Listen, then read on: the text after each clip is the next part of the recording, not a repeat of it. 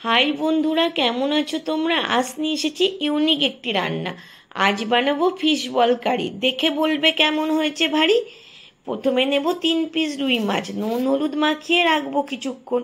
বাটিতে জল নিয়ে গ্যাসে বসিয়ে দেবো 1 চিমটে নুন ছড়িয়ে। মাছ দেবো ছেড়ে 7 মিনিট সিদ্ধ করে নেব তুলে।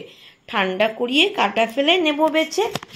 একটি পাত্রে কাটা ছাড়ানো মাছ, আদা জিরে পেস্ট, ধনে লঙ্কা হলুদ গোলমরিচ নুন কাশ্মীরি লঙ্কা গরম মশলা গুঁড়ো নেব মিশিয়ে।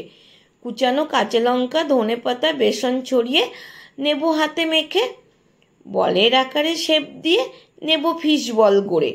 কড়াইতে তেল চাপিয়ে নেব ফিশ বল ডিপ ফ্রাই করে। কড়াইতে তেল কমিয়ে নেব কুচানো পেঁয়াজ বেরেস্তা বানিয়ে।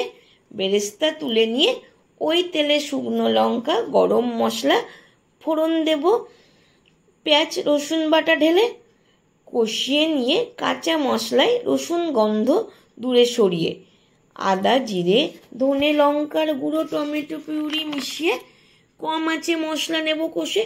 কষে কষে তেল ছেড়ে এলে দেব পরিমাণ মতো গরম জল ঢেলে। স্বাদ মতো নুন মিশিয়ে ঝোল নেব রেডি করে। গ্রেভিটা ঠিকঠাক হলে বল দেব ছেড়ে। বল ছক্কা মেরে রস নেবে শুষে। ওপর থেকে ফেলে দেব ধনে পাতা টুকরো করে। তাহলেই রেডি হয়ে যাবে ফিশ বল কারি। পাত্রে পরিবেশন করে ওপর থেকে দেব বেরেস্তা চড়িয়ে। কেমন লাগলো রান্নাটা জানাবে কমেন্ট করে।